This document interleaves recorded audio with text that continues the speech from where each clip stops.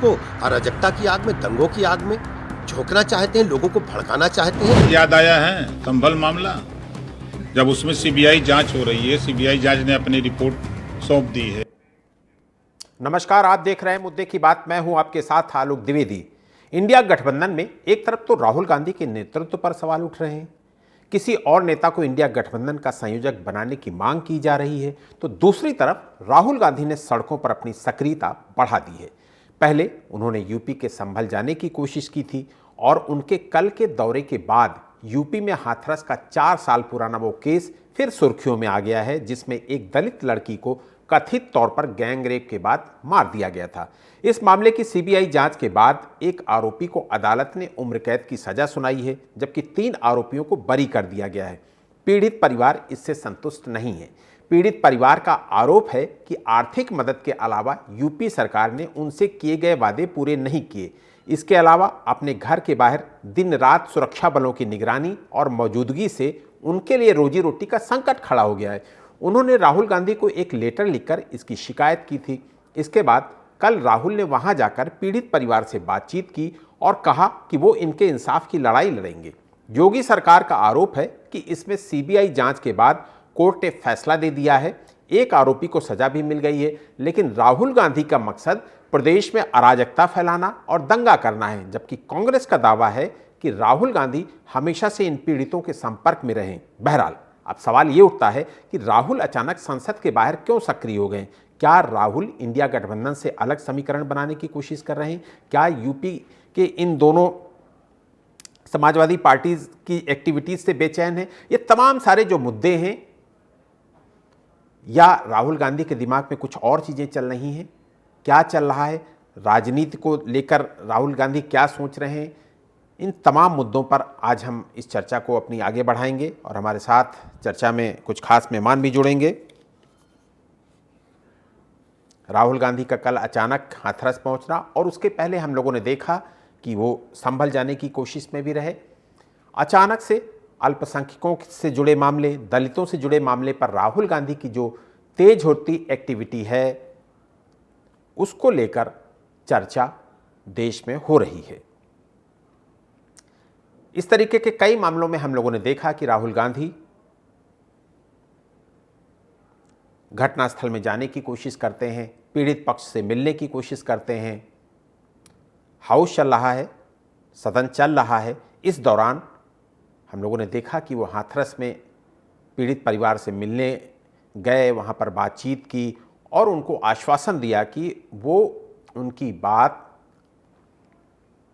आगे बढ़ाएंगे, उनकी समस्याओं का समाधान करेंगे।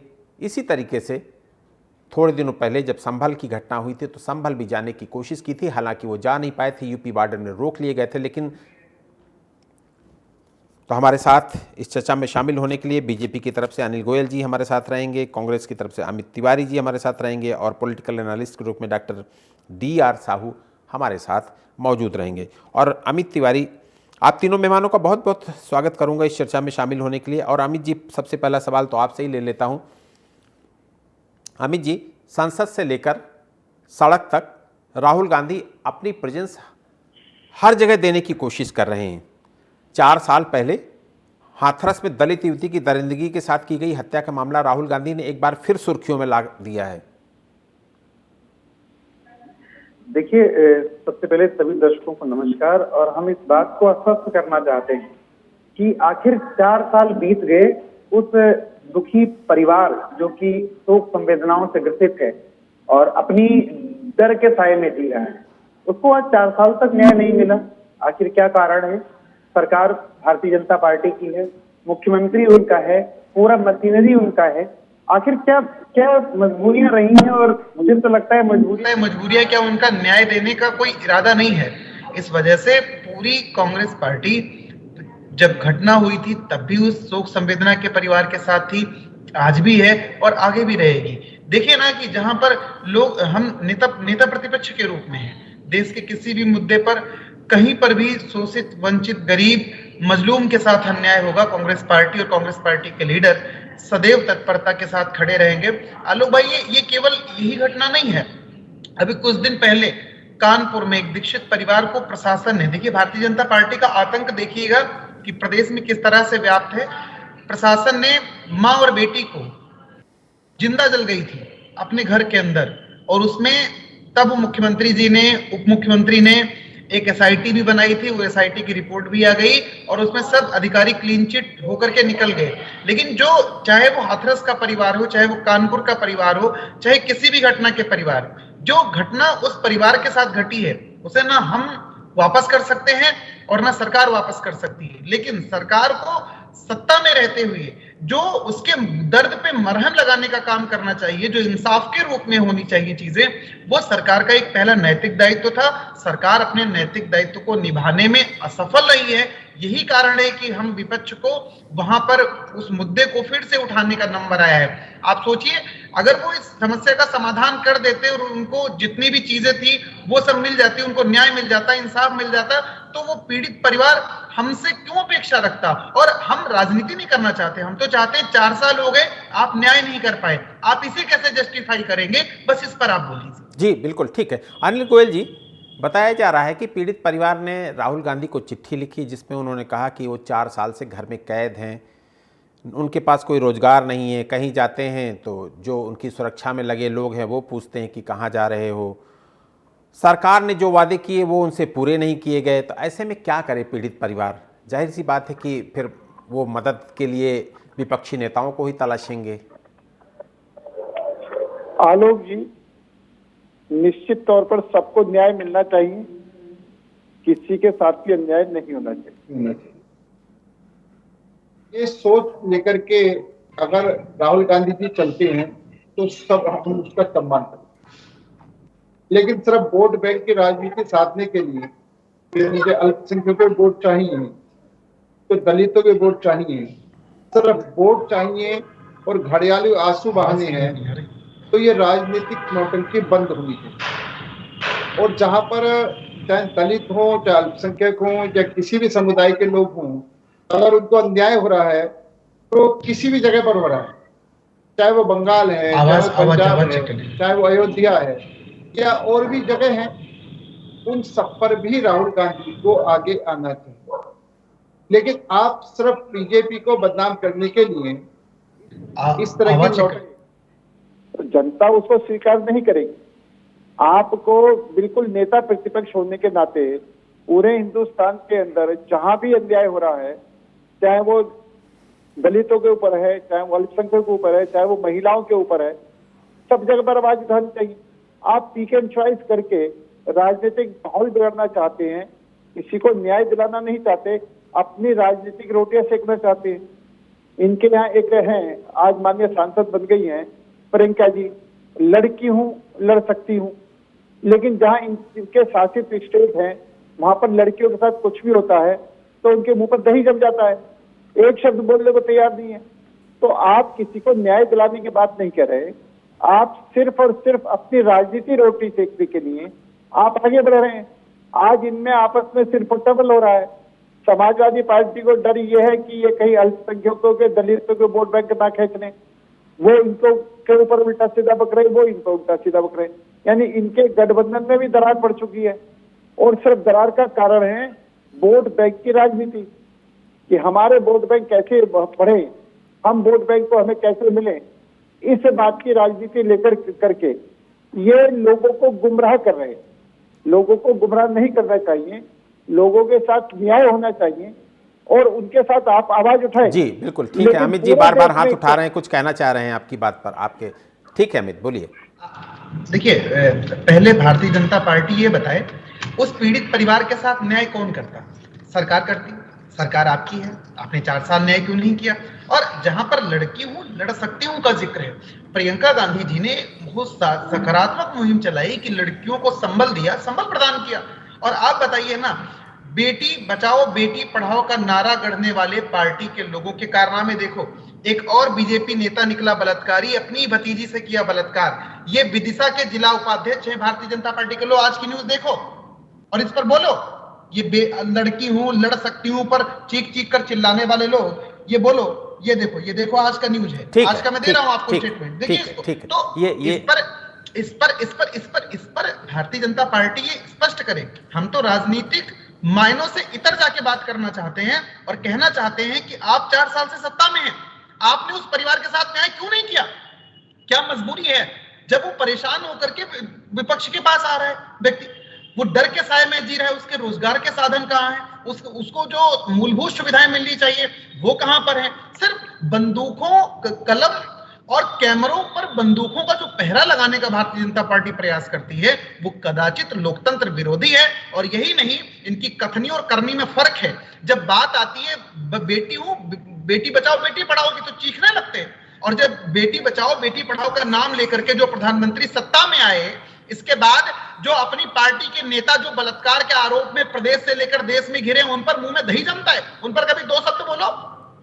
और आलोक भाई, जिस सनातन की ये बात करते थकते नहीं है, जिस सनातन की बात करते नहीं थकते हैं, उस सनातन की मर्यादा को तार तार करने में इस प्रकार बैठे रहते हैं कि रात के 12 बजे अंधेरे में सनातन पद्धतियों के विपरीत जाकर के मिट्टी, तेल और पेट्रोल डाल करके उस बिटिया का अंतिम संस्कार किया इन्होंने।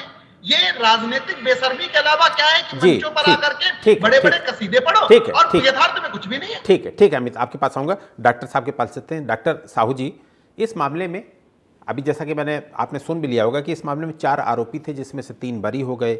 एक पर जो आरोप भी हुआ तो गैर इरादतन हत्या के आरोप में उसको उम्र कैद की सजा हुई।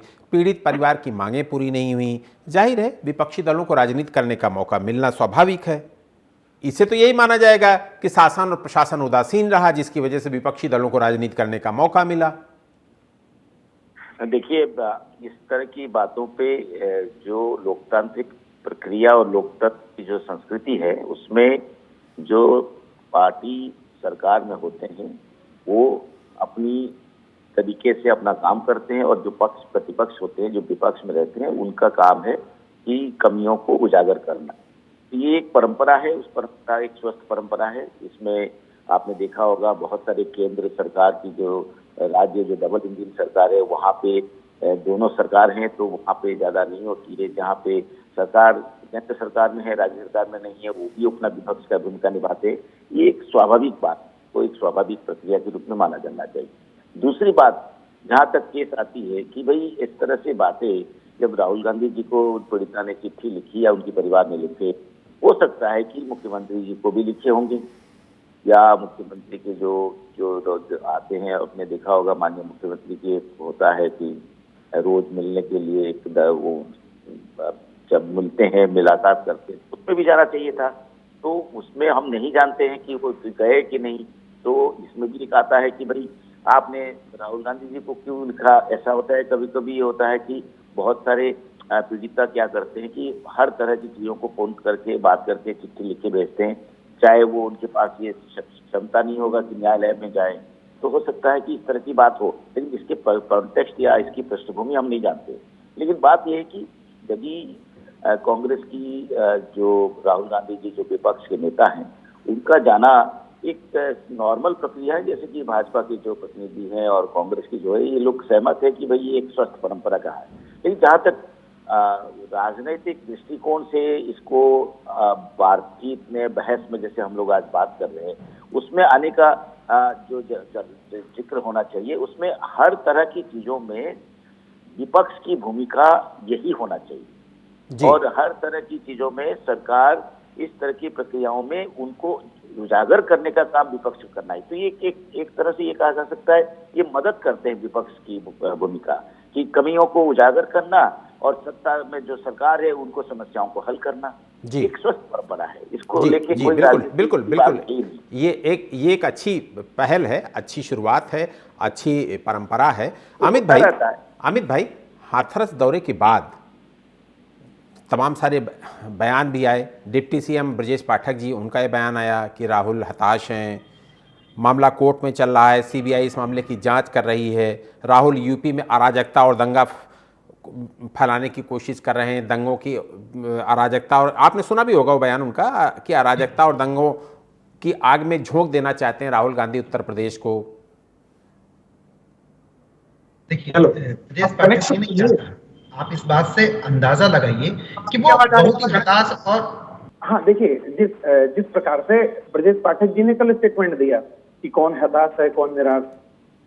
पाठक जी को और मुख्यमंत्री जी को इस बात को संज्ञान में भी लेना चाहिए कि भी कुछ दिन पहले जब कानपुर परिवार में एक दीक्षित परिवार की हत्या की गई थी प्रशासन के द्वारा, झोंक दिया गया था झोपड़ी के अंदर और झोपड़ी जल गई थी, बुलडोजर एक्शन हुआ, तब वो गए थे कानपुर और उन्होंने जनेऊ निकाला था, मुझे याद है, और कहा था मैं इसकी सौगंध खाता हूं कि इसमें जो भी दोषी अफसर होंगे वो कोई बख्शे नहीं जाएंगे, इस परिवार के साथ हम खड़े। और आप देखिए कि वो पूरी एसआईटी की जांच हो गई, पूरे एक एक अधिकारी को क्लीन चिट मिल गई, उनका जनेऊ कहां गया, वो परिवार के प्रति संवेदना कहां गई। और इवन तो ये जब ये एक बार कानपुर देहात के लिए उप मुख्यमंत्री जी गए थे दौरे पर, उस पीड़ित परिवार के मतलब उस माता के एक बच्चे ने मतलब उनका जो बेटा था वो मिलने का प्रयास किया, उसको नजरबंद कर दिया गया, घर के अंदर हाउस अरेस्ट कर दिया पुलिस ने और प्रशासन ने मिलकर के, क्यों उनसे मिल ना पाए। मुख्यमंत्री जी पहले इस बात को याद करें कि वो जनेऊ पकड़ के खाई गई सौगंध याद है आपको, जो उस पीड़ित परिवार को आपने न्याय दिलाने का वादा किया था, नहीं दिला पाए। दूसरी बात, विपक्ष के तौर पे राहुल गांधी जी हर उस मुद्दे को उठाएंगे, कांग्रेस पार्टी प्रमुखता से उस हर एक मुद्दे को उठाएगी। अब तय उनको करना है कि आप उन पर सकारात्मक कदम उठाते हैं कि नकारात्मक राजनीति का एक अपना चलित प्रोपेगेंडा फैलाते रहते हैं, ये आपको तय करना है। जनता आपको देखती है और जनता हमारे कामों को देखती है। ठीक है, ठीक है। अनिल जी, संभल का मामला होता है, राहुल गांधी संभल जाने की कोशिश करते हैं, हाथरस में चिट्ठी आती तो हाथरस जाने की पहुंच जाते हैं, पीड़ित परिवार से मिलते हैं। राहुल गांधी की इधर तेज होती जो राजनीतिक सक्रियता है वो आप लोगों के लिए कहीं चुनौती तो नहीं बनेगी? नहीं, हमारे लिए कोई चुनौती नहीं है, क्योंकि इनका काम है सिर्फ एक पार्टी को बचाना, परिवार को बचाना, पार्टी का हित सोचना, परिवार का हित सोचना। इस मामले में हमारा परिवार कहां से आया? हाँ, मैं बता पहले छोटा सा जवाब दे दो, पहले छोटा सा जवाब दे दो कि पीड़ित परिवार को न्याय क्यों नहीं मिला? अरे सुन तो लो, परिवार को न्याय क्यों नहीं मिला? मैं बता रहा हूँ ना, बीच में बोलने की आदत है क्या? नहीं, सुनने की आदत नहीं है क्या? छोटा सा सवाल है, आपको सुनने की कोई आवश्यकता नहीं है। अरे आपको सुनने की आदत नहीं है क्या? न्याय क्यों नहीं मिला? आपको सुनने की आदत है नहीं है? आप सुन लेना। अरे आप इधर उधर को अरे इधर उधर क्यों घुमा रहे हो? 2-4 मिनट अरे इधर उधर क्यों घुमा रहे हो भैया? भैया इधर उधर तुम घुमा रहे हो, तुम्हारी आदत खराब है ना। आप चुपचाप सुन नहीं सकते। नहीं, आप मुझे ये बताओ, आप बिल्कुल मिलेगा, बिल्कुल मिलेगा। आप मुझे ये बताओ, सनातन धर्म को गाली देने वाले आपके साथ क्यों हैं? आप सनातन धर्म को गाली देने वाले आपके गठबंधन में शामिल क्यों है? आपने सनातन धर्म को गाली देने वाले खिलाफ एक शब्द क्यों नहीं बोला?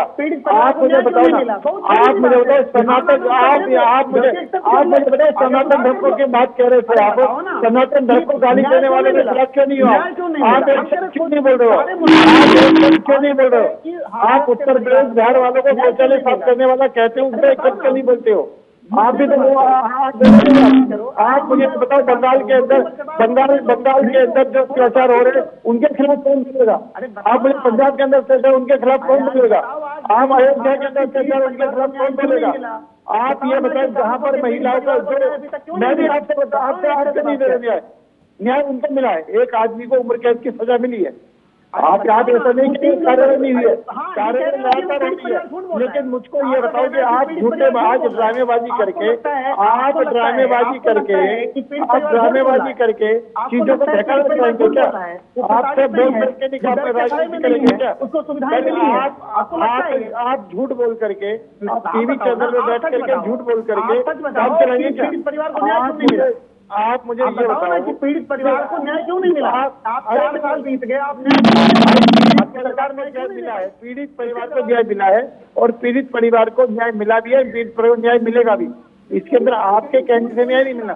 शासन में प्रशासन के हिसाब से काम होगा, नियमों के अनुसार काम होगा। ठीक है, आपके कहने के अनुसार काम नहीं होगा। ठीक। अनिल जी और अमित जी, ठीक है, आशीष जी के पास चलेंगे। आशीष जी, हाथरस में आपका बहुत बहुत स्वागत कर लूं, उसके बाद फिर आपसे सवाल लेता हूं। आशीष जी, आप बीच में जुड़े हैं, इसलिए आशीष जी, आपने मुझे लगता है कि बहुत सारी बातें सुनी होंगी। हाथरस में राहुल गांधी के जाने की कोशिश होती है, राहुल गांधी मिलते हैं, पीड़ित परिवार से मिलते हैं, उसकी बात सुनते हैं और उसकी समस्याओं को हल करने की आश्वासन देते हैं। वो जो पीड़ित परिवार है हाथरस का, आपको भी पता है कि दलित परिवार है। वो दलित राजनीति में इधर हम लोगों ने देखा कि दलित समाज पूरे देश में राजनीति का आकर्षण बना हुआ है, और 19 के चुनाव में, 14 और 19 के चुनाव में दलितों का झुकाव बीजेपी के साथ रहा। बीजेपी ने बम्पर सीटों के साथ केंद्र सरकार बनाई। उत्तर प्रदेश में भी 22 तक ये झुकाव सरकार बीजेपी के साथ ही रहा, और 22 में भी योगी जी बम्पर बहुमत के साथ वापस सरकार बनाते हैं। लेकिन इस लोकसभा चुनाव में ये कहीं ना कहीं बिखरता हुआ नजर आता है, और उसकी परिणति ये होती है कि उत्तर प्रदेश में एक बड़ा झटका मिलता है बीजेपी को।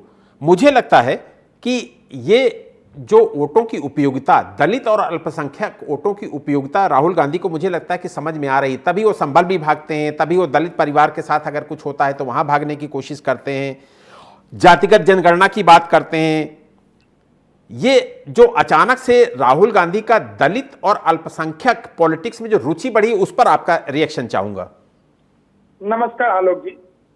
सबसे पहले तो यह मुद्दा इतना भयावह है कि एक पीड़िता के साथ अन्याय हुआ, पक्ष, सत्ता पक्ष, विपक्ष इस पे अपनी राजनीति कर रही है, यह दुर्भाग्यपूर्ण है। इस मुद्दे पे चाहे वो सत्ता के लोग हों या विपक्ष के लोग, उनको राजनीति नहीं करनी चाहिए, उसके साथ न्याय के लिए कार्य करना चाहिए, और सभी राजनीतिक दलों को, सभी सियासतदानों को उनको न्याय दिलाने का काम करना चाहिए। अगर पीड़िता गुहार लगाती है तो यह दलित, शोषित, अल्पसंख्यक वोटों से अलग हट के ये मुद्दा है, हमें इसको समझने की आवश्यकता है।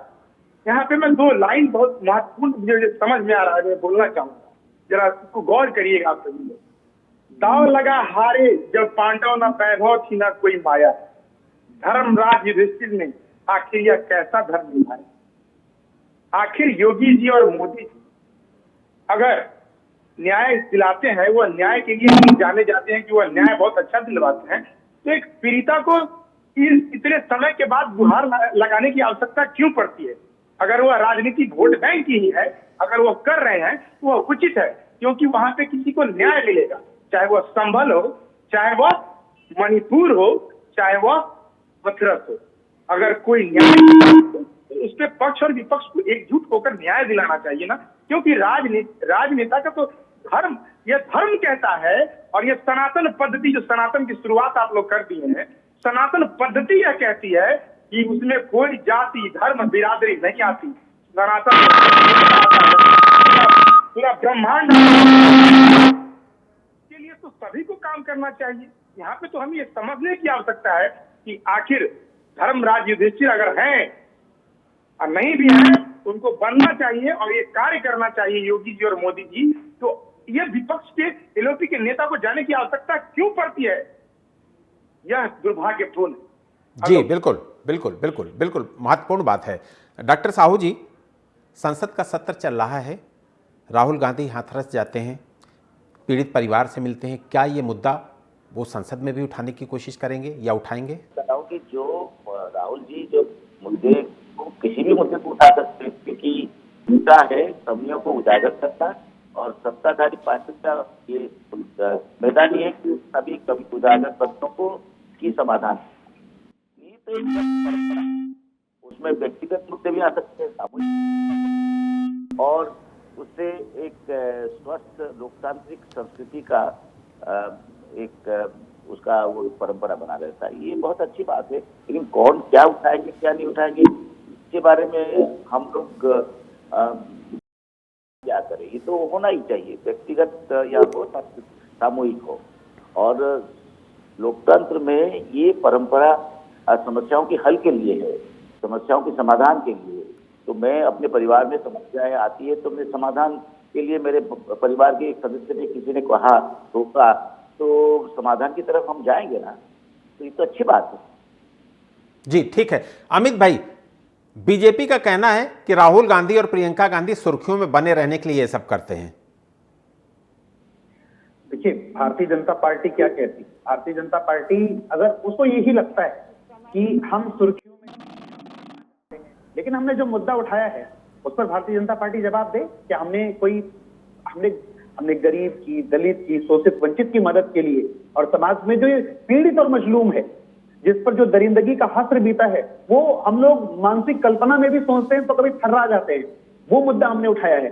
भारतीय जनता पार्टी बेशर्मी के साथ इस बात को तो पूछ लेती है, लेकिन अगर उनके मुंह में दही और उन्हें हिम्मत थोड़ी भी और लाज और शर्म बची है, नैतिकता बची है, तो उसको हल करें, उस परिवार को न्याय दें। हम कांग्रेस जनों का, राहुल गांधी जी का, प्रियंका गांधी जी का सिर्फ मूल उद्देश्य है कि हम उनका ध्यान आकर्षण करना चाहते थे कि आपकी नाकामी से, आपके नकारेपन से, आपकी निर्लज्जता से और आपके हठधर्मिता से वो परिवार न्याय से वंचित रहा। आप उसे न्याय दीजिए, अभी भी तो समय आपके पास, अभी न्याय दीजिए। आप राजनीतिक रोटियां सेक रहे, कब तक राजनीतिक रोटियां सेकते रहेंगे आप? अनिल जी, आप कब तक राजनीतिक रोटियां सेकते रहेंगे? अनिल जी, बार बार विपक्ष और कांग्रेस का ये तो कहना है ना कि आप पीड़ित परिवार के साथ खड़े नहीं दिखे, बीजेपी सरकार खड़ी नहीं दिखी, इसलिए इनको मौका मिला, इनको स्पेस मिला, तो वहां पर वो एंट्री मार गए। इनको राजनीति कौन करने देगा? आप मुझे बताओ कि सिर्फ वोटों की राजनीति करना चाहते हैं आप? सिर्फ वोट बिना वोट का सवाल छोड़ो, आप बताओ न्याय कब दोगे? आप बताओ ना, आपको भी जिम्मेदार अधिकारी, कभी मुख्यमंत्री ने किसी अधिकारी को बोला? अभी तक किसान पे जू नहीं लगी है ना, सिर्फ कांग्रेस पे बयानबाजी करने के लिए बैठे होंगे। कांग्रेस पे बयानबाजी कर लो, करो बयानबाजी। हम हर उस मुद्दे को टैकल करेंगे जहां पर शोषित, वंचित, पीड़ित, गरीब, मजलूम के खिलाफ आवाज उठेगी, वहां पर कांग्रेस पार्टी खड़ी होगी। परिवार की बात करते हैं, आपका देश से कोई मतलब नहीं है, आपका दलित से कोई मतलब नहीं है, आपका संसद से कोई मतलब नहीं है, आपको सिर्फ अपनी राजनीतिक रोटी सेकने से बताओ, परिवार को न्याय कब मिलेगा? आप बता दो ना, आप बता दो। फोरम पे कोई मंत्री जाएगा, कोई नेता जाएगा, कोई प्रधानमंत्री बोलेगा, कोई प्रधानमंत्री बोलेगा? नहीं बोलेगा। राजनीतिक रोटी से कौन सेकने देगा तुमको? राजनीतिक रोटी कैसे सेकोगे आप? ठीक है, वक्त हमें इतने की इजाजत देता है। आप चारों का शुक्रिया करूंगा, आशीष जी, साहू जी और गोयल साहब और अमित भाई, आपका बहुत बहुत शुक्रिया करूंगा। गैर कांग्रेस शासित राज्यों में पीड़ितों को इंसाफ दिलाने के लिए लड़ते हुए दिखना राहुल गांधी का सबसे प्रिय काम रहा है। इनमें भट्टा पारसौल से लेकर हाथरस और संभल जैसे कई मामले हैं। ये काम वो अपनी राजनीति की शुरुआत से ही कर रहे हैं, लेकिन इनका चुनावी लाभ कांग्रेस को कभी नहीं मिला। इसलिए प्रतिपक्षी दल और राजनीतिक एक्सपर्ट कहते हैं कि ये महज सियासी पर्यटन और फोटो ऑप से। बहरहाल इस चर्चा में इतना ही, मुझे दीजिए इजाजत और आप देखते रहिए देश और दुनिया की बड़ी खबरों के लिए टीवी 27 न्यूज। नमस्कार।